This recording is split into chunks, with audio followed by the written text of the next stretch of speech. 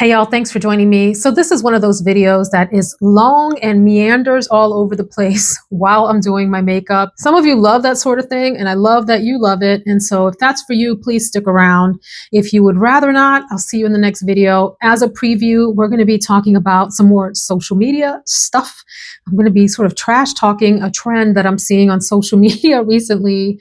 I want to share with you updates on TV shows that I'm watching and 5 lessons learned, or 5 lessons highlighted rather, from our latest watching of 90 Day Fiance, which is the series of shows that we are currently obsessed with. You might remember that my husband and I go through these obsessions where we get into a series of shows and have to watch all of the seasons. And so we just finished Naked and Afraid recently, loved it, and are waiting for new seasons to pop up. We started a couple of others that maybe didn't cut the mustard for us, if you will. Cut the mustard, make the mark, whatever. And then we got back into 90 Day Fiance. So I have a lot of sort of fun trash talking about that. It's just chatty coffee talk. If that's your thing, please stick around. The next video after this will be items that are worth the splurge for me. So please stay tuned for that video too. Let's get into the trash talking. All right, so let's put this hair back and get into it. How are y'all doing? How's your summer going? I am filming this towards the end of July of 2024. I can't believe it's 2024.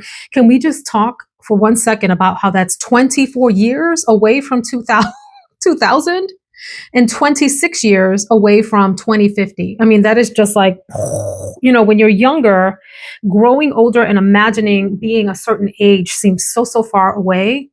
And, here we are. And when I was younger, growing up in the 80s, the idea of living in the 2000s seemed so foreign. It seemed so like, here's George Jetson. Dun, dun, dun, dun, dun, dun, dun, dun, dun, dun, dun, dun. Did you watch that cartoon? Do you remember thinking that the things that you saw in that cartoon seemed so like far away, like out of our grasp? If I remember, there were a couple things in particular, well, hovercrafts, right? Because they lived up in the sky. So that in and of itself right there was just like amazing to think about ever happening. And we have hovercrafts now, like we have vehicles that can fly in the air. I remember the robot maid. We have something like that. We have lots of different robotic initiatives happening worldwide. So much so that there are robots that are like, as human in movement as possible, not in thinking, although there's attempts to mimic that. There was the screen where they could we call it video conferencing now. They could Zoom, they could Skype, they could Microsoft Teams, other family and friends. Remember that? Like the person would beam in, and that seemed like such a cool thing, like it would never happen. And then there it is. We're doing that now all the time for work. And I'm forgetting some of the other cool stuff on the show. If you remember, put it down below. I think it's amazing that some of that stuff has come to fruition. Anyway, it'll be interesting to see if I'm fortunate enough to live another 25 years. I'm using the Ulta Beauty Under Eye Primer. I wanted to just go ahead and do the whole deal. But it'll be interesting to see in 25 years, if I live that long, like what are going to be some of the advancements then? But anyway, the reason that I bring that up is because I saw this. It was like a reel on social media somewhere that said something like, in 20 years, you'll give anything to be right where you are right now. Now, I imagine that for some people, that's not the case, depending on where they are right now. So let's just assume that you're in, the best health that you're going to be at the moment. You may be doing well in career. You have some kind of social and or love life that you like. The point being that we complain about everything. And in 20 years, we might want to be, let's say, like I will be close to 70 at that point. I wish that I was as mobile, like physically mobile as I am now at this stage. So it's just a matter of like thinking about appreciating that. And who knows at that age if there will be other things happening, like mental things developing that happen, as you age. Other considerations like that are just seem so far away, depending on the age that you are, and that you'd give anything to be back in a certain place. And so like I think about right now, being 49, that means that I would wish to be 29. I had to do the math. 49 minus 20 is what? 29, almost 30. And gosh, like how youthful I was. If I'd go back, would there be some things I would change about being that age and some of the dumb stuff I did then? Yes, absolutely. But generally speaking, y'all, I had a full head of hair. Knock on wood, I don't think I have health issues now, but I certainly didn't have any back then. I was working out. I was mobile, like very physically agile and strong. I was in good physical condition. I had almost like my whole adult future ahead of me at that point. Really interesting to think about that. And so in 20 years, what will my situation be like then that will make me wish that I am where I am now? Ooh, it's an interesting thing to think about, and it gets more sobering, of course, as you get older. What would you, in 20 years, looking back on this moment now, what would you wish that you had then that you do have now? And the whole point is to appreciate where you are in the moment. I am going to use the Conceal the Deal Lawless Concealer, full coverage concealer. And this is in the color Eyesight. Eyesight is going to be one of those things that when I'm 70, if God willing, I live that long, I wish I had better of, because now I'm wishing I had the eyesight I had when I was 30. This is in the color Cashew, but you see, I have to do like one of these numbers to see what the color of this dang thing is because the writing is so small. Can I pause to talk about the fact that I have not been purchasing makeup lately? You know how you go through trends, you go through moods, you go through vibes of things that you're into buying, collecting, looking at, if you're like me. Because look, let me remind y'all, this is not the channel for minimalism. Y'all, I am a maximalist at heart. I love to shop. I make no, what is it?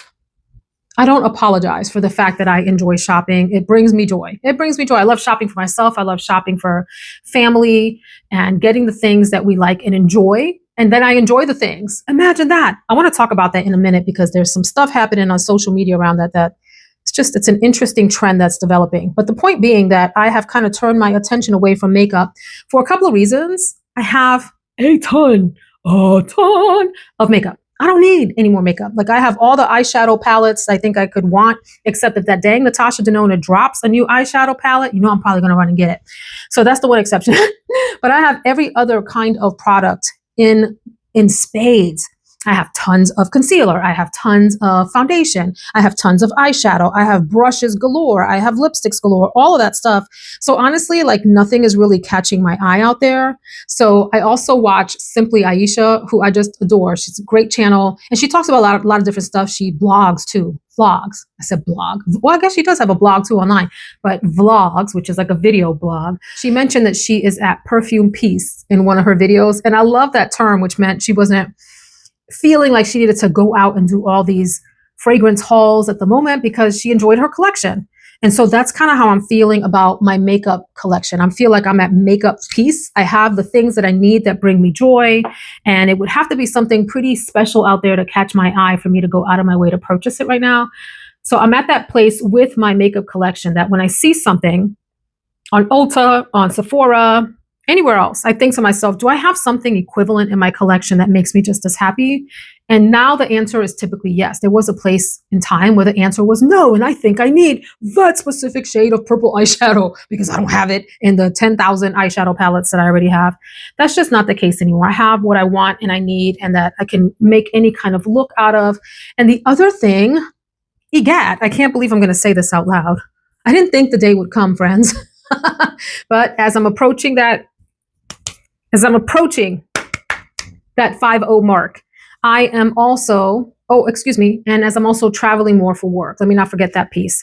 I'm also being a lot more cautious is not the right word, thoughtful, mindful. I'm going to use the word mindful of what I look like the colors on my face.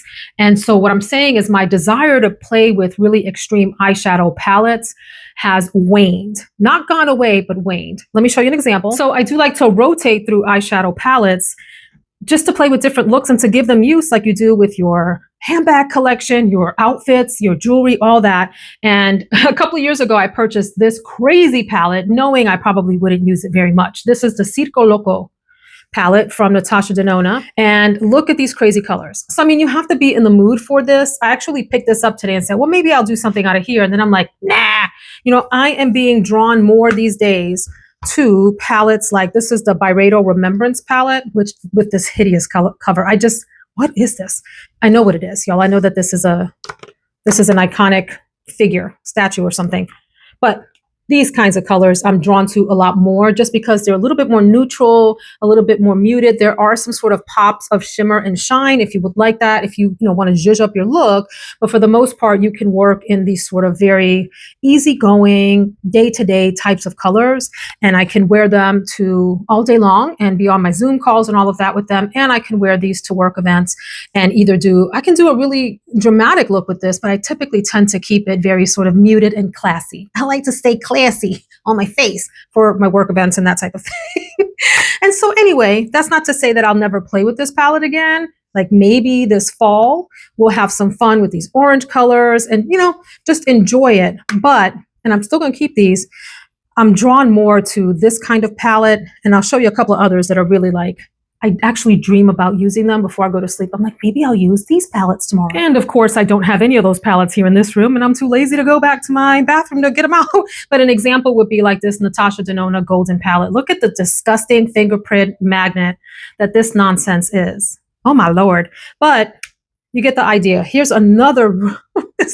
I dream of this. I also dream of using the Glam palette from her, the Biba, the I Need a Nude palette, I think it's called. That's more in like the pinky and grayish, more neutral tones, cool tones. So those are the ones that I'm gravitating to more because I know I'm going to get an easygoing look out of it that's mass appealing, and I'm not going to shock any of my colleagues, right? I'm not going to walk in with like a circus clown look on my face and they're like, okay, Tammy Faye Baker, everything okay over there? I'm going to use this Laura Mercier Flawless Fusion Ultra Longwear Foundation. And this is in the color 4W2 Chai, 4W2 Chai. I think this is going to be a little golden. Y'all know my dang drama with the days that I self-tan and what that means for, because look, you see all this tanning solution concentrated up here in the knuckles. My hands aren't dirty. I've washed my hands probably 10 times today, but I haven't gotten it all right yet, friends.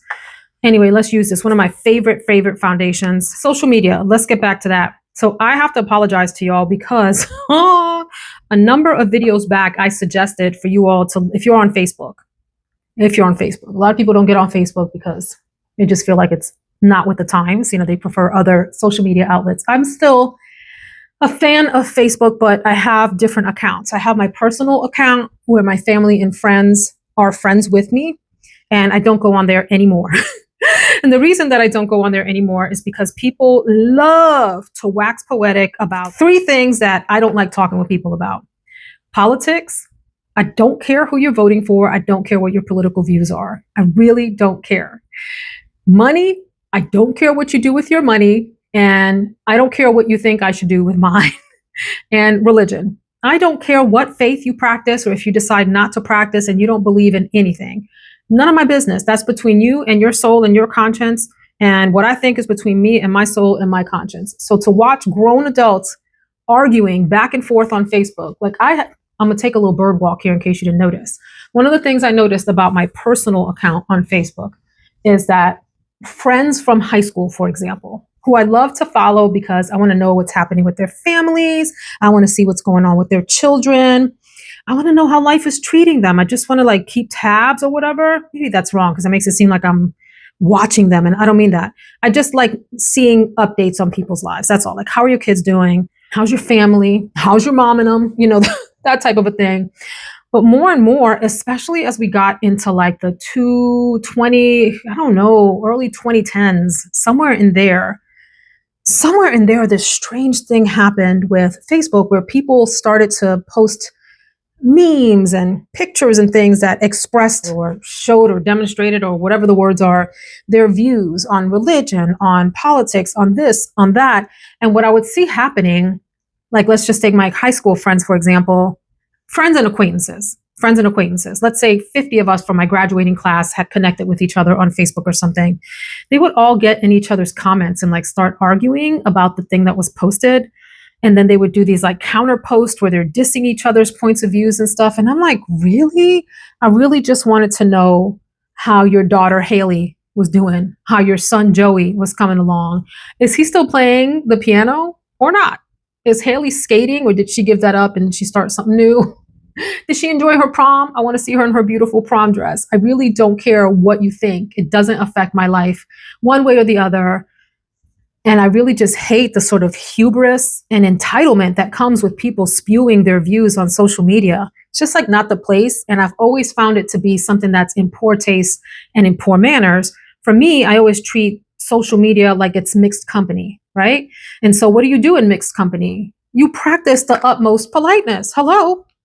At least I try to in mixed company, which I have always been taught means do not talk about money, religion, or politics. Let people live their lives and do and think what they want to, and talk about more other polite subject matters. The fact of the matter is, it doesn't matter what you say, you're never changing the other person's mind anyway. So why are you wasting your breath and your keyboard energy on these things? It always like blows my mind that people think it's a good use of their time to go back and forth. And so the point I'm making is I kind of sort of abandoned my personal account. It's still there. I don't post pictures anymore. And the other thing that I felt like is if you guys are going to misbehave like this and act really stupid toward each other and argue all the time, you don't deserve to see pictures of me or my family as our life goes on. Like, I'm just going to reserve that for nice people, not people that are obnoxious. And by the way, that goes for family too. Like, I have a huge extended family. Huge. I mean, have you seen some of our Caribbean families? I come from a Puerto Rican background, friends. When I tell you we're deep. We're like a whole tribe. We could probably populate a whole nation, my family itself, between my uncles and aunts, my cousins, second cousins, third, fourth, and fifth, all of them. We got a lot of folks. So as they would start to find each other and connect on Facebook, even all the more crazy with their points of view and their like nosiness and looking into what you are or not doing with your life. And I'm like, this is too much. So at one point I went through this trouble of like blocking people and creating groups that you could give access to your pictures and stuff too. Right. And so that worked for a while, but I found it to be so much energy to do that I was like, I'm done. Like, so I went to a different account on Facebook that's kind of a private hidden account. And I don't follow any friends or family on there. The only thing I follow on there are groups, other like interest and affinity groups that I'm interested in. And so what I'm getting at, oh my gosh, that was so long-winded, is to tell you all that I had suggested to look at the Dull Women's Club, I think it's called. Well, friends, how many of you actually joined after I suggested that? Or as a result, I think some of you were already members. And what did you think? It was really cool for a while because for me, it was celebrating how cool it is to just be leading a dull, ordinary life. Like that's glamorous in its own way. You don't have to have these crazy Instagram model lives or anything like that. So the group got really weird and people started posting when a group starts to become more about the drama and trauma of its members, and there are groups that are focused on that, than it is about joyful things that help you escape. That's my sign to exit stage right. So I just wanted to apologize if you have noticed that group has gotten a little bit bizarre.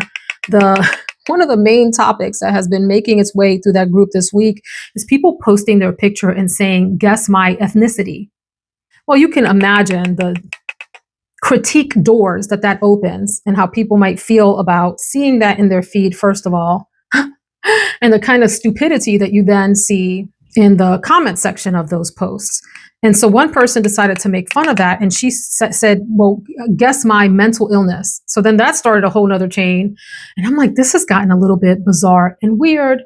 There were a lot of people posting notices of their pets passing away. Like it became, for a while there, a group about people. It's like the pet cemetery. People posting, we lost our best friend today. I lost my good girl, Hello Kitty. She passed away. And I'm like, okay, this is just depressing. So I apologize for recommending that group. It's gotten a little bit too much, a little bizarre. I'm sorry. I apologize. I am still a member of the Hygge, Hygge, Hygge page, which is still fun and brings me a lot of joy. I've joined a Halloween and fall group. That's how I know I'm going into like my elder stage. Like I'm happy with that. That makes me so happy to see pictures of pumpkins and fall things and leaves falling and pumpkin spice lattes and all that sort of stuff. Like don't take my joy away. I'm really, really loving that. Okay, let's get into this makeup look. I still have this RCMA kit. This is like a makeup artist kit. The Vincent Kehoe edition. This thing is old. And I got this because of Tati Westbrook, because she hyped this up and she still uses hers. And I so wish I maybe had not gotten it because I really only use the brown tones. I don't use these other, you're supposed to be able to use these as like concealer and foundation. And I just don't. I like traditional products for that, but I do still use the bronzer. So let's try to put some of that on. So let me talk about this thing I'm observing on YouTube. We've talked before about YouTube algorithm and how people, they choose titles and topics that people are interested in. I mean, that's natural. People should be doing that. Otherwise, the videos that you're posting, no one's looking for them. The algorithm doesn't push them out. And it's like all for naught. Like you could put hours, you could put a whole week into a video. And if it's not a topic that people are looking at or interested in, it just doesn't show up. It just doesn't show up. So I understand people sort of chasing topic trends. But there is one topic trend that I'm finding particularly curious and a little bit nauseating, and I wanted to get your thoughts on it. We may disagree on this, by the way. So just like heads up, trigger alert, you may have a completely different opinion than I do, and that is okay. So it's all these videos on cautioning people about overconsumption. Thumbnails are super dramatic. They're all like, you're spending too much on XYZ products. People are spending too much on body care. People are spending too much on luxury goods. And now there are a number of videos cropping up that are criticizing perfume channels in particular. And I think some of this has come out of perfume getting really popular on TikTok. And on TikTok, things are probably even worse. Like there's just this sort of rapid fire influencing of products and then people going crazy buying them and whatever. So then there are all these videos popping up criticizing that kind of influencer culture and judging, all this judging about perfume influencers and how much they spend, how big their collections are, and that they're horrible humans because they're being wasteful, they're not using all of their products, and blah, blah, blah, blah, blah, blah, blah, blah, blah, blah, blah, and people are getting into debt. And it fascinates me, that whole mentality around judging what other people are doing with their belongings, what other people are doing with their money, what other people are doing with their hobbies and free time. And I'm going to get right to the chase here, and then I'll go back to criticizing the whole thing. Getting right to the chase. You choose what you consume. It's really that simple for me. Yes, we can make a whole argument that there's this sort of psychological piece where especially younger people are not aware that they're getting caught up in these things, and it's easy to get addicted to over shopping and whatever, right? Like I understand all of the thinking behind that critique. I just find it ridiculous, if you ask me.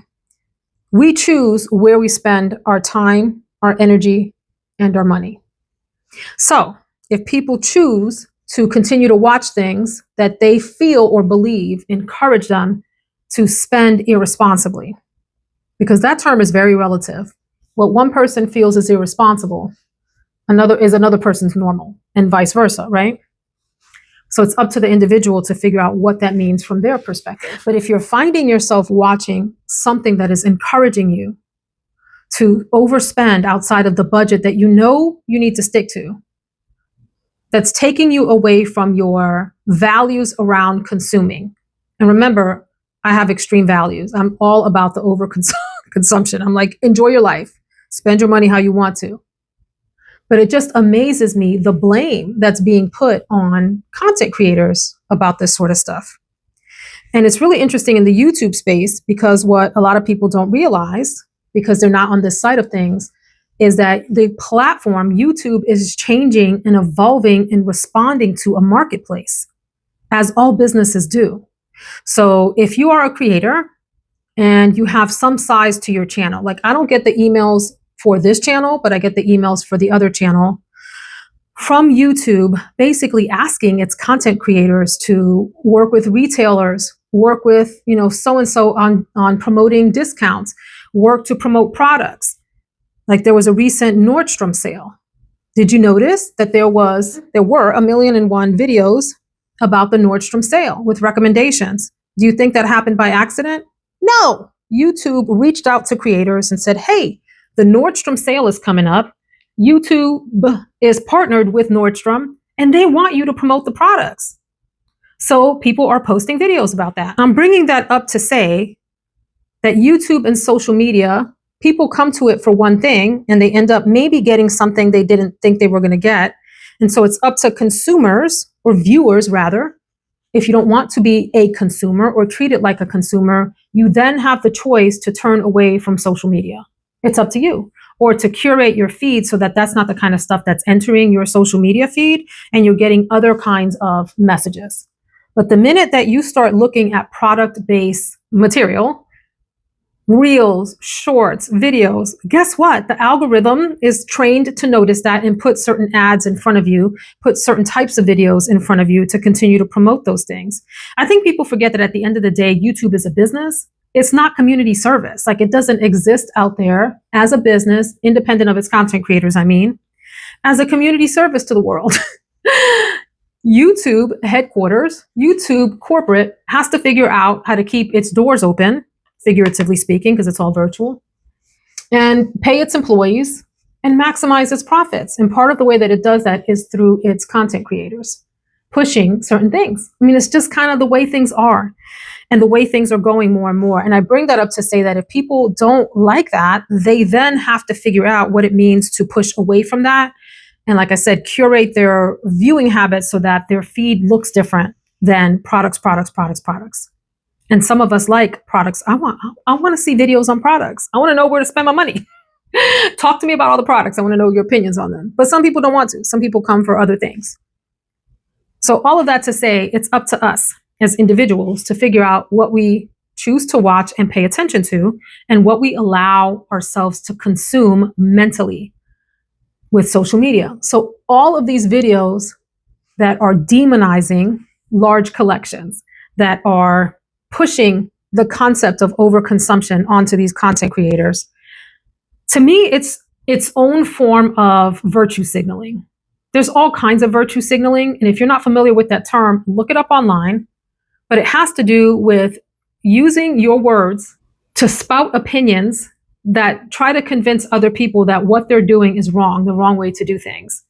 So I came across this one video that was specifically criticizing large perfume collections, which I found kind of comical because the person's entire premise was perfume addiction is making you go broke.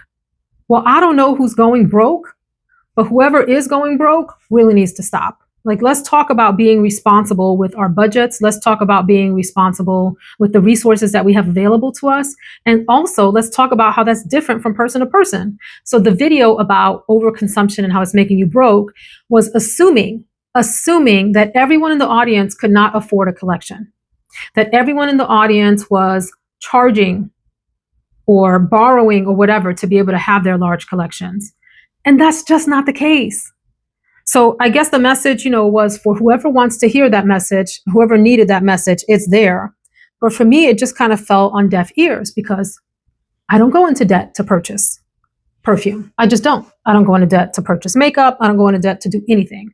I'm just like I'm in a different place in my life, and I'm not going to apologize for that. I'm not going to feel bad about that. I'm just in a different place. I was in those other places at one point. And you know what I didn't do? I didn't go out of my way to get in debt to grab stuff. And so I guess where I'm going, hear me out here. At what point does the viewer have some responsibility? Why is it all the content creator's fault?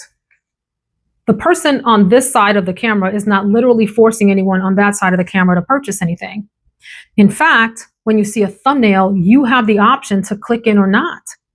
And if it looks like it's a video that's going to be talking about products and you know that that's a trigger for you, if you don't have the budget, you're going to be tempted and you're going to feel bad that you can't, you do not click into that video. Period. End of story. And if you do click into that video and you're in that situation, so you now get to criticize the content creator because they're advertising and talking about products that you can't afford. I just think it's a dangerous, slippery slope when we do that, when we expect other people to be sensitive to the situations that we are in, when you have the option or not to engage with that person. That's the point I'm making. Do y'all remember the movie Clockwork Orange? I've talked about it on this channel before. There's a scene in that movie where the main character has his eyes held open with toothpicks, and he's forced to watch these scenes. And anytime people complain about what they're seeing on social media and that the content creator is promoting this or promoting that, I'm like, but nobody's having you sit there with toothpicks in your eyes, forcing you to watch the content. So what really are you complaining about? And why aren't you complaining about the fact that you chose to click in and watch and then spend your time and energy complaining about what you saw? Watch TV, read a book, go outside, get some sunshine, go for a walk. You're not being forced to sit on social media and watch this stuff. It's just the reasoning behind that is just so kooky and strange and off and weird to me that it's kind of like it's asinine. It's asinine to me. So for example, sometimes I have found myself floating into videos that talk about very expensive jewelry. I'm talking about $20,000 rings, $30,000 necklaces and up. For me, I don't feel the temptation to then go purchase those things. I have two choices. I can go, this isn't something I relate to. This isn't something I'm ever going to be interested in buying. Let me back out and go find something that's really worth my time. Or I can just enjoy that someone else is able to afford these things and they have this beautiful collection. And I can look and just go, that's nice. Those are my two options for me personally. What's not an option for me is to choose to click into that video because it tells you right in the thumbnail, it tells you right in the title what you're getting into. Most videos do, 99% of videos do. Sometimes you're in for a surprise. I'm not going to click into the video and be envious of the person. That's never going to happen. I'm not going to click into the video and argue with the person about what they choose to spend their money on. I'm not going to click into the video and accidentally just click on one of their affiliate links to purchase something I know I can't afford or that's just not going to fit into my budget. And I'm definitely not going to judge the person for what they do with their money and their time. To each his own and her own and whatever. So this latest crop of videos on overconsumption and how perfumes are making you broke, there's a little bit of comedy in that to me. It's a little silly. It's very, very silly. So that's my controversial opinion of the day. If you're still here and you don't feel completely put off for me saying that, let us go on.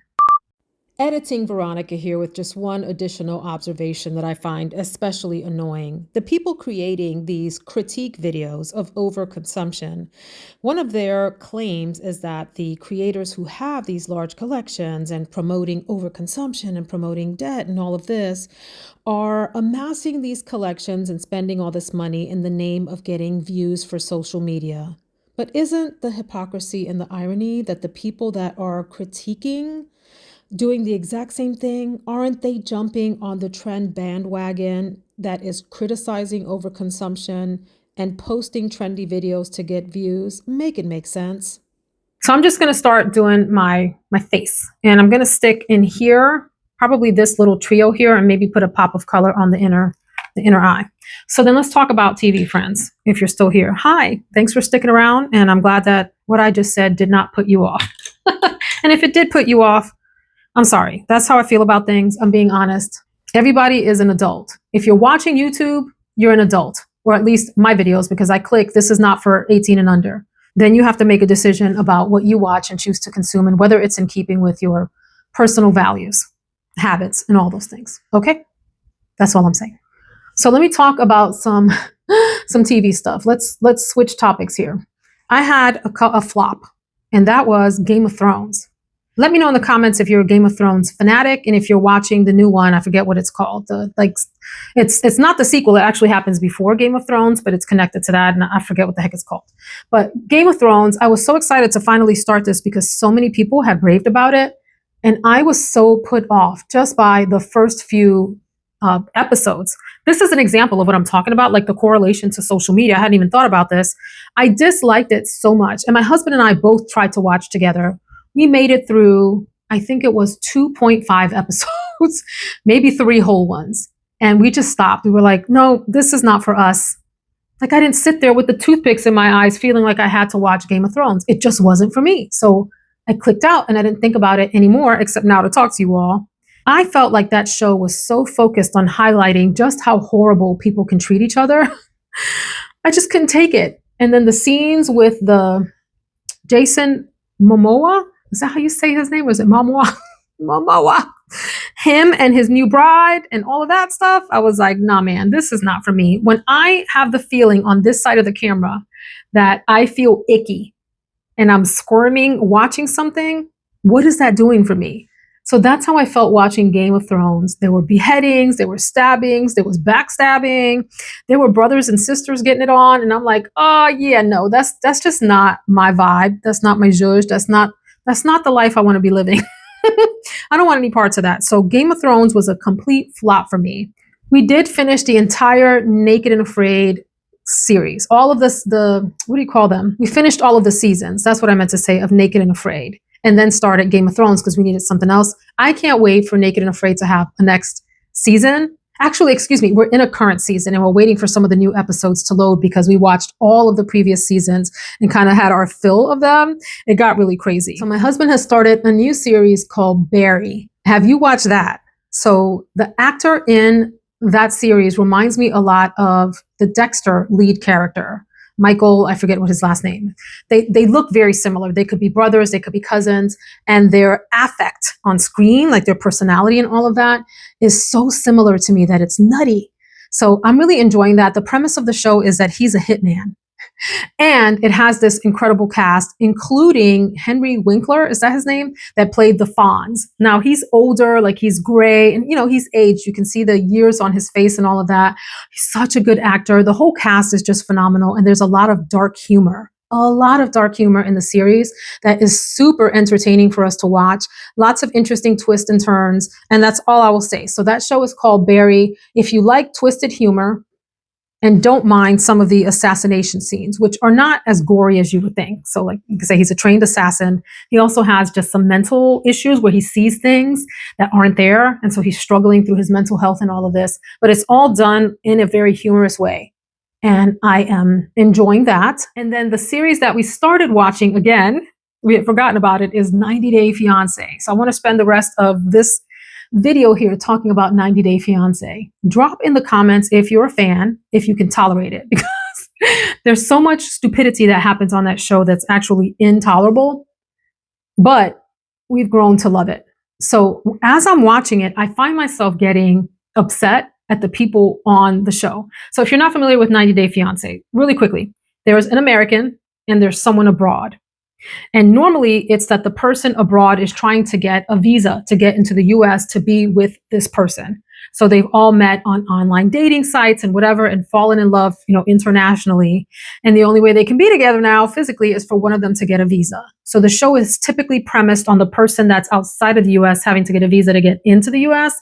Although we did recently watch 90 Day Fiance the other way, which is the American trying to live in the other country. All of it is fascinating. And typically it's people with very, very different upbringings, different cultural values, different just values in general, different family structures, different expectations about life. And it's interesting to see what folks think they are willing to compromise for love. So the thing that upsets me when I watch the show is I imagine one of our kids being in either scenario. Being the person that's trying to get into a foreign country with a visa to be there, or that wants someone from outside the US to come live here. So there's some lessons that I was thinking about, like what are the lessons from 90 Day Fiance that if I could sit my own kids down and they would actually listen to me, because we all know kids don't listen and they're going to do what they want to do anyway. But if I had to teach them some lessons with 90 Day Fiance as the example, what would they be? And I have like 5 or 6 with specific couples in mind. The first lesson, and to me, the most important one, is when somebody's ready to go, if they don't want to be with you, let them go. Let them go. Do like Elsa and let it go, let it go. There are so many scenes and scenarios where one of the people is ready to be done. They've had it for whatever reason, or there's something, pulling them back to their home country or whatever, and they want to leave. And the other person is just in this state of emotional desperation and not wanting the person to go, to the point where you see them behaving in these really untoward ways. That's embarrassing. It's like you catch secondhand embarrassment watching them throw themselves at the person and begging the person not to leave, and those kinds of things. And it's just like I'm yelling at the screen, let them go, let that person go, they're not worth it. So the main example, there's so many of these examples, but the main example that comes to mind for me is, and this is in the recent season that we're watching, a guy named Mursel, Mursel. He's from Turkey. And he is a very traditional conservative Muslim. I don't have any issues or problems, like I said, with whatever religion people practice. I respect it all. But there's some issues here in this particular situation. He's a beekeeper in Turkey, and he falls in love online. I call BS on falling in love online when you haven't met someone in person. That's just called infatuation. That's just called like romanticizing what the other person is probably going to be like. Because I have a little other thing in here about how you really get to know someone. And it's not online through lots of conversations. Because by the way, tangent, you see a theme in a lot of these relationships, and that's that there is this long period of virtual connection between the two people, and everything's blissful and wonderful. And then when they meet in person is when what? real life starts and real problems start, right? So that's a theme. So Marcel falls in love with Anna, who is in the Midwest. I think it was Nebraska that she was in, and she's a beekeeper too. Well, Anna has 3 young boys that she is the mother of. One is like 13 or 14. Another one is the middle child, let's say he's 8 or 9. And then the baby is maybe 3, 4, maybe 4, something like that. I don't remember if they actually said their ages. So Marcel comes to the States to be with Anna, to live with her. Well, when he arrives, we realize Marcel doesn't speak any English.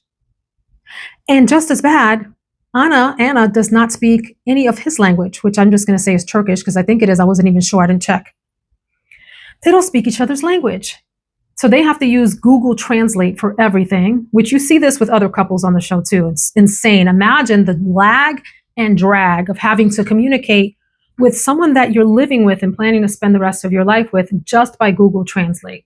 I mean, give me a break. What a recipe for disaster right there. And they have very different cultural values.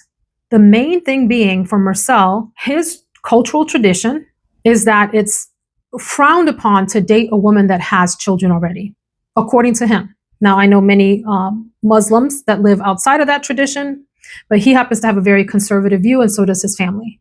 So he has not told his parents that Anna has 3 children. Excuse me, Anna, what are you doing? This blew my mind when I was watching the show. That one, he hadn't told his family. Okay, because he didn't want them to disown him or be upset with Anna or like crush his dreams of getting married to her. And that Anna would find that acceptable. So Anna's mother gets involved, which that's a whole nother thing on these shows, how involved these parents are in the lives of their grown children. I have personal problems and issues with that, and that's a whole nother conversation. Like get your parents out of your life when you're grown. Get on your own, support yourself, and don't have your parents telling you how to live your life. My own personal values, right? So dragging that story on, the kids, they're leery, suspicious of Marcel. And it's really challenging because of the communication issues. And the older son ends up telling his mom that he doesn't want her to marry Marcel. The other 2 kids don't feel quite the same about it. I think they're just not quite sure what to think or how to feel.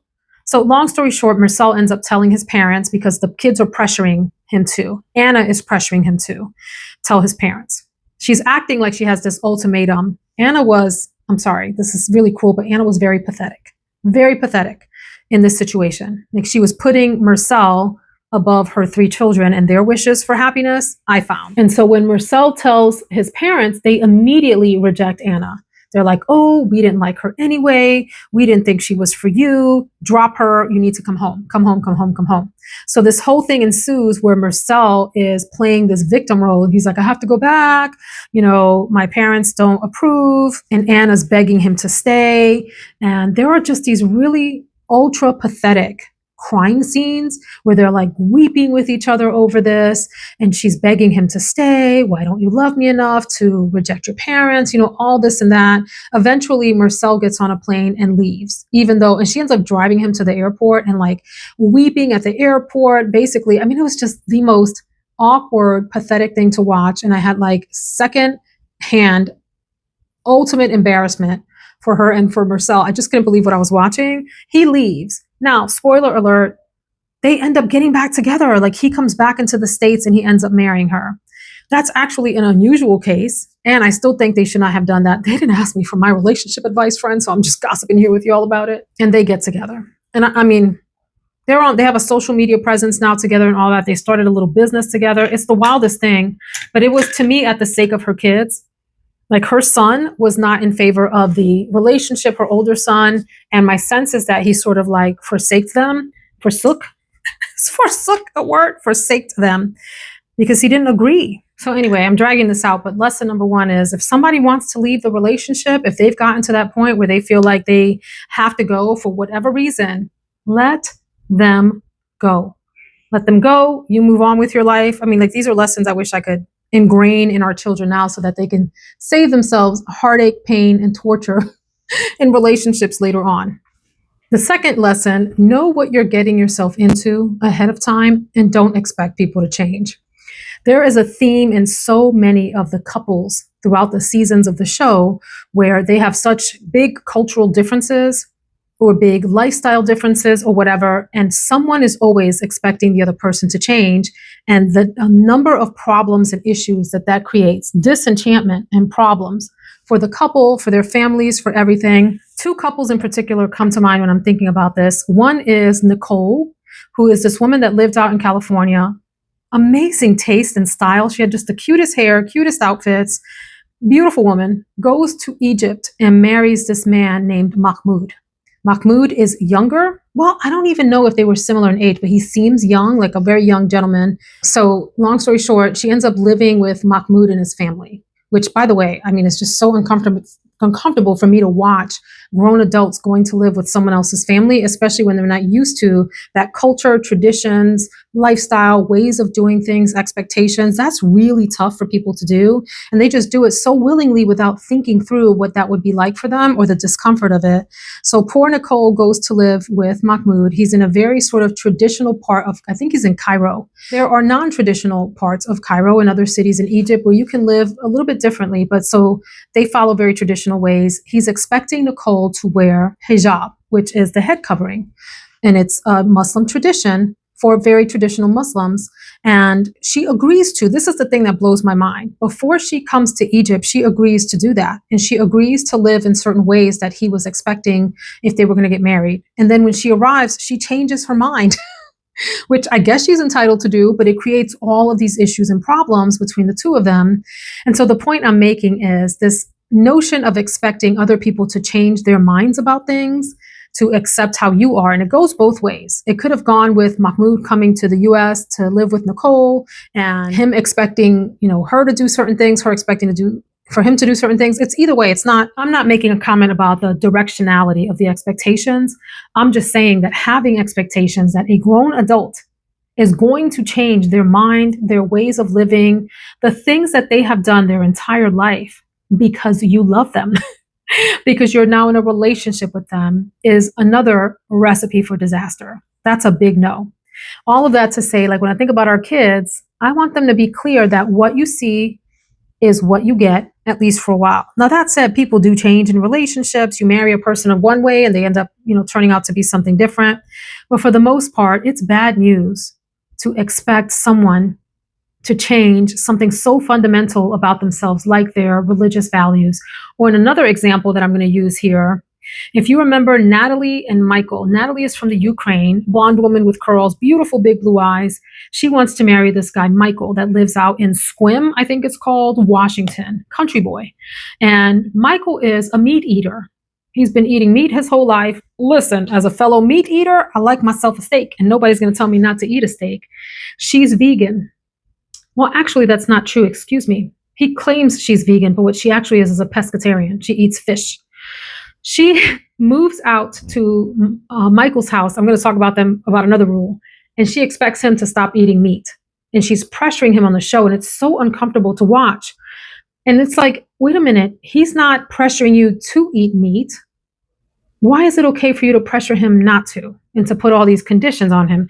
Anyway, following the rule of what you see is what you get and not expecting people to change once you get with them is a very important part of enjoying your partner or understanding what it is that you're getting with the other person.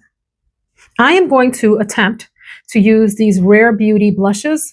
I have Peace, which is this more sort of peachy color, and Bliss, which is this almost like pinky bluey color. I think I want to try to combine them a little bit and see how that goes. Wish me luck, because this could be a little bit of a dangerous endeavor here. And I'm going to actually use the same brush that I use for the bronzer because it's a little stiff and will also give me a little bit of brown sheen. So then number 3, everyone, especially women, need to have a backup plan for when things don't work out. Oftentimes in these scenarios, the person moves to the other person's country and they don't have the means or the finances to escape the situation if it goes south. One example that's coming to mind for me is the episode that we watched last night, which is filmed right out here in Dinwiddie County, Virginia. And so we were like, oh, Dinwiddie in the house representing. There's a boy named Brandon who lives with his parents. His parents own a farm out in Dinwiddie. By the way, the parents are freaking cool. They're such nice people. he decides to fall in love with this woman named Julia, who is a go-go dancer. And I think she's also from the Ukraine. Do I remember that correctly? Why is this color not showing up on my skin? I am not happy about that. I wonder if the brush ate it all. I don't even see no color, y'all. I might have to get a different one, but let me like even it out here. So Julia is a city girl. You know, she's not used to that country living. The parents expect her to work on the farm. The other thing that happens is she's expecting to live with Brandon in his room. Brandon doesn't have the financial means to move out of his parents' house. Okay, you can see that color there. So he has to live with his parents for a while. And Julia's like, wait a minute, because the parents end up saying, hey, Julia, you can't live in the same room as Brandon. These are our expectations. It's a matter of respect for us and our religious upbringing. You can live in our house, but you have to stay in a separate room until you get married. Well, Julia did not like that. She did not care for that. She did not care for working on the farm, any of that. And it becomes apparent that basically she's in a situation that's outside of what she expected and wanted. And she wants to leave. She wants to leave. She wants to go home after the first day. We don't know what happens, but my guess is that she doesn't have the financial means to get herself back home without Brandon's help. And so my whole point is, in any situation that you're in relationship-wise, it's that whole like, God bless the child that has his own. You should always have, my opinion, the means, some backup plan to be able to get out of the situation if it goes south, which things go south all the time and you just never know. And what I mean by that is enough money and someone who's a phone call away that can come get you, that you can go stay with, enough money to get yourself out, get yourself a plane ticket to wherever you need to go, get yourself another apartment if that's what's necessary, some means of escape so that you're never beholden to someone or a situation that is displeasing to you so much that you hate it and you're hating your life. It's really clear to me that this girl is not going to be happy living there. She even says, you know, I'm a city girl. I don't like this country stuff. She's lonely out there. I've been through Dinwiddie. Dinwiddie County is beautiful, but it's lonely and it's isolated. And I can't imagine someone living there when that's not something that they want. You know, a country isolated lifestyle, working on a farm. They're expecting her to like get up early and help feed the goats and chickens and all of that. And she's like, what? I want to sleep until noon. No, honey buns, that's not going to work. That relationship is in danger. I don't know what happens to them. I haven't looked up their situation. If you know, don't spoil it for me yet. I have to check it out because I'm nosy. I go online like, what happened to Julia and Brandon? I'm not sure that I'm liking how this look is coming out. So I am going to probably ruin my whole look by attempting to put this like Stila glitter eyeshadow thing on there, and it's rose gold retro. I might try to put it like right in the middle to give it some zhuzh. I'm going to do eyeliner with a brown, deep brown. This is called Whiskey Urban Decay liner. And I'm going to do a little bit more blush with this Dior. It's called Coral, Dior Coral blush. Gosh, this packaging is so obnoxious because look at the color on there. It's like peachy. And then that's pink. Dior. Oh, you know what? This leads so well into my next thing. Dior punked me. This is perfect because my next lesson, I didn't plan this, I promise, is prepare to be punked. Prepare to be punked. Now, that doesn't mean someone is going to punk you. But what I'm saying is never be so naive and dumb that you don't see things happening right under your nose, or that when things are happening, you're turning a blind eye to them. Nothing infuriates me more as a viewer than watching someone play stupid or be stupid when the evidence is either right in front of them or close by. Or that whole thing, like when someone shows you who they are, believe them the first time. And you know my little rule, give them a chance, and maybe it's the second time. But the case that comes to mind for me here that just infuriated me, there are a number of cases here, is the case of Rishi and Jen. Oh my God. So Rishi lives in India, attractive man. Jen, where was she from? It really doesn't matter. They had an age difference, a noticeable age difference. He was in his late 30s, I think, mid to late 30s. And I think she said she was like 48 or 49, but we think she was probably in her 50s. And maybe we got punked as viewers because she looked older, but I don't know. The point is they had a really big age difference between them.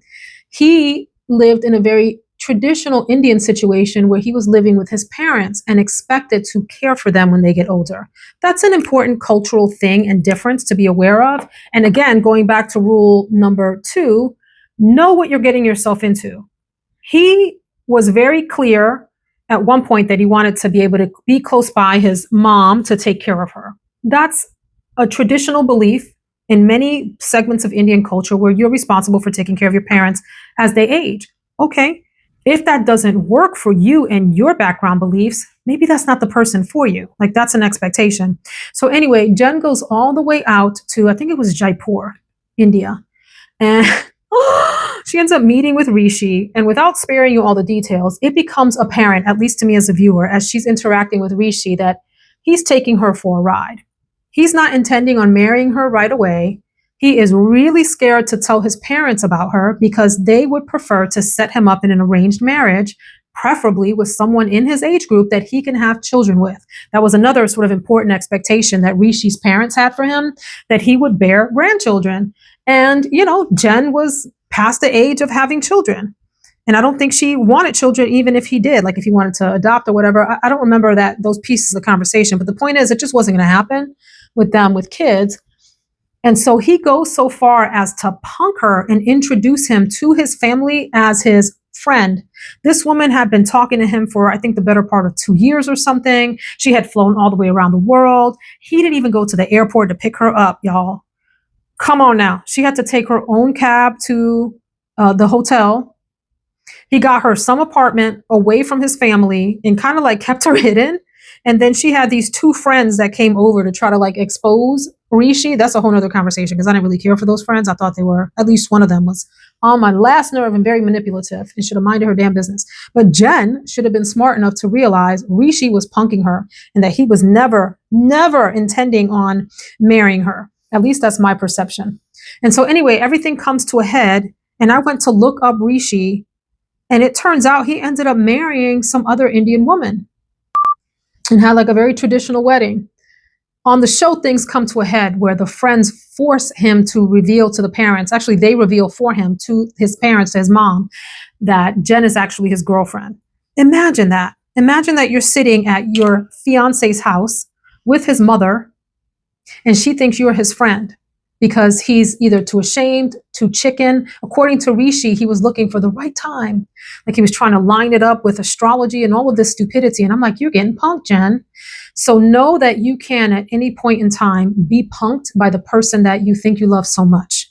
I mean, if you're in the audience, it has likely happened to you, unless you met your first love, married them, and you're still together and you lived happily ever after. Anything outside of that, if you've had any series of relationships, you've probably been punked. Maybe you punked someone. The point I'm making is be aware and alert. When things are happening, know that signs may be there and explore them. Don't be stupid and caught off guard or just believing blindly when you start seeing things happen. You know, it's kind of one of those things, and you have to be careful, but where there's smoke, there's fire. That's not always the case. And sometimes you have paranoid people, like some of the couples on the show. Someone is overly paranoid and seeing smoke where there isn't any, and they create problems because of that too. That's an issue, like being overly paranoid and looking for problems where there aren't any. But when you know for a fact that you're seeing things that are like, wait a minute, this isn't adding up, do some exploring and put your little love breaks on hold until you can confirm what is or is not happening. Don't put your blinders on and not expect that these things can happen to you. So Jen ended up brokenhearted. Does anyone know if she ended up finding anyone? I have no idea. My sense is that she got punked in the end. Rishi, in the meantime, had this beautiful Indian wedding. Have y'all been to any Indian weddings? Can you invite me to one if you know of one coming up? They are glorious. They are the most beautiful ceremonies. Along those same lines, you don't know someone, this is the next lesson, until you live with them. You never truly know someone until you live with them. So let's go to the case of Natalie and Michael. This is the girl from the Ukraine with the blonde hair and the big, beautiful blue eyes. She comes over and doesn't realize that Michael lives in the equivalent of like a double wide trailer. I don't knock that, but Natalie does. That's not the life she expected to lead. She doesn't like that he's out in the country in the middle of nowhere in Sequim, Washington. She doesn't like the fact that he didn't have any food in the fridge for her. She thought that the house was messy when she arrived. She thought that the house was too cold. Michael has all of these habits that she does not like or appreciate, and vice versa. She's got some funky stuff going on. The woman is incredibly demanding In my mind, she's a little bit like overly emotional on certain things that just didn't, in my opinion, require the amount of emotion that she gave it. She pouts a lot. She complains about everything. She's not happy. And again, remember, she wants Michael to not be a meat eater anymore. Just things like this. There's another case of Yara and Jovi who live in New Orleans. Same thing. Yara walks into an apartment that, if you ask Jovi, he thinks he prepared this beautiful palace for her. And she walks in and there's broken furniture, there's stuff all over the place. And she's like, "Did you clean in anticipation of me arriving all the way from Russia?" He didn't care. He thought he had the apartment up to standards and he wanted to go out immediately in New Orleans and go drinking. She doesn't care for drinking. So what makes him think that she would want to go out and party all night? Things like that are just like wild and beyond belief that you wouldn't talk about beforehand, and or when you arrive and realize that you have such lack of compatibility that you wouldn't immediately turn your ass back around and get on a plane and go home. I don't know, y'all. Like, I'm at a point in my life where I have put my time in with weird relationships and friendships and those sorts of things, and I just don't have the patience and tolerance anymore for any of this kind of foolishness. Total incompatibility of like lifestyle preferences, ways of doing things. When you live with someone, you really get to know someone's idiosyncrasies, their real character, how they manage themselves from day to day, minute to minute, hour to hour, whether they leave the toilet seat up or down, whether they keep their kitchen counters clean, whether they snore at night, whether their feet really stink, whether they like to leave their socks all over the place, when it is that they get moody, why and how, their eating habits, whether they like to eat up all the food and never replace it. You know what I mean? You learn all of these things living with someone, and it blows my mind that these folks wouldn't at least do like a trial run. And I realize it's 90-day fiance, right? So you have 90 days once you get to the location to get a visa and get married. So it's like the pressure is on once you get there to get married, or you have to go back to your home country if you don't get the visa.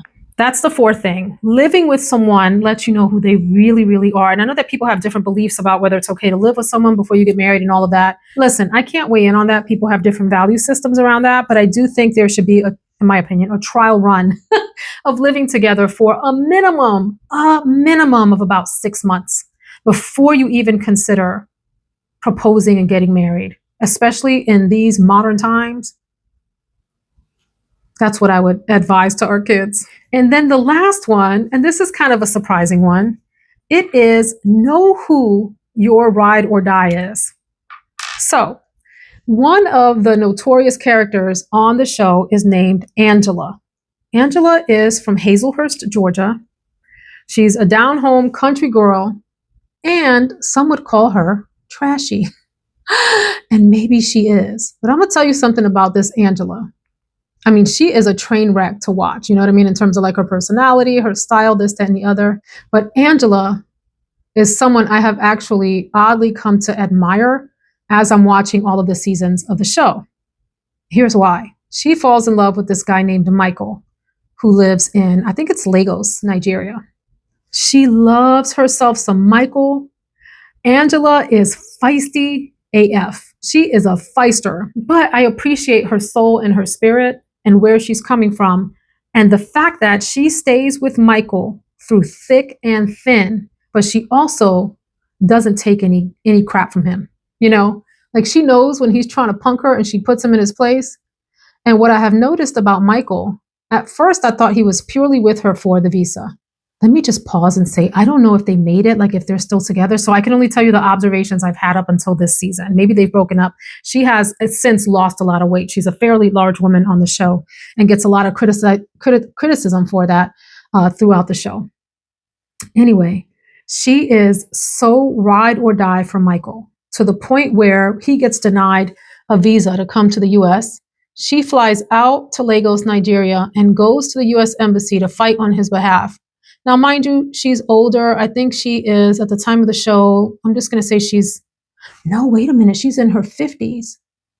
But she looks about 65, 70 because she's a smoker and her skin shows all of that. Anyway, she goes out there to fight for him. She goes and visits the embassy. She stands up to his family and his friends. She's a fighter. What the hell did I just do to my eye? I eyebrows. There's this thing in social media called eyebrow blindness. And I think it has to do with not realizing that you have jacked up your eyebrows or put too much on. I'm pretty sure I have eyebrow blindness and I just accept it at this point. So Angela is ride or die for Michael. However, she does it in a way that she doesn't let herself be punked. And I appreciate that. And I'm like, my husband and I are watching. I'm like, people could say a lot of things about Angela, but one thing they can't say is that she doesn't have your back. She has your back. And I imagine that she's the same way with all of her friends and family. Like she will do anything for the people that she loves and values and that she thinks are worth it. But she also doesn't suffer fools lightly. Like she's no fool. I find that Anna that dated Marcel, she's a bit foolish to me, and some of these other women, but Angela's no fool. She's just crazy. She's batshit crazy, crazy, but so fun to watch because she's so out there. You know who else I enjoyed on the show while we're talking about personalities? The woman's name was Debbie. So Debbie was in her 70s, I believe, and she fell in love with a guy named Osama from Morocco. First of all, we just loved her accent. She's another sort of country bumpkin with a Liberace touch to her. Like she wore all this crazy jewelry. I mean, like massive, enormous jewelry, big old lion's hair. She even wore like a lion pendant that was about the size of my fist on her chest. And she would talk about Osama and she would call him Oshama. I love my Osama. We're going to go visit. I'm going to go visit my Osama. I love Osama. I'm going to marry Osama. And so that became a joke in my house. Like we'd be walking around talking about we need to do such and such with Osama. But Debbie, you can just tell she has this really huge heart. Like she's this enormous personality, crazy as she may be, another sort of ride or die. Now, Osama did her dirty. That's another example of someone that did her dirty, but she had her backup plan because she was the one with the money and she got herself back to the States. She called him out right away. Because she got there, he had promised her all this stuff and then he changed his tune when she got there. And she called him out on it. Mind you, there was like this ridiculous age difference. I believe she was in her 70s, late 60s, 70s, and he was like 20 something. So there's that. And not to mention the fact that Osama ended up being like this loser who didn't have really any plans. He just wanted to like rest on his poetry and his art. And it really wasn't getting him anywhere. And he was kind of mean to Debbie, which we did not appreciate. We don't talk bad about Debbie in this house. Anyway, that woman was such a character. She reminds me a lot of Angela, like just this feisty spirit, but also someone who would just, go to the ends of the earth for you if, you were her ride or die. She was your ride or die. Like y'all just had it like that. Anyway, so the lesson is know who your ride or die is and stick with them, stick with them. And that applies to friendships, for family, whatever. Those are the valuable people that you really want to go out of your way for and you want to take the risks with and nurture the relationship with. So I don't know if, I'm going to look it up right now because now it's going to bother me whether Angela and Michael made it. Hang on a minute, y'all. So this is the final look. And I tried to put a little curl in my hair. Back to Angela and Michael. Maybe don't take my advice on Lessons from 90 Day Fiance. Angela and Michael were together for 7 years before he finally found the courage to leave her.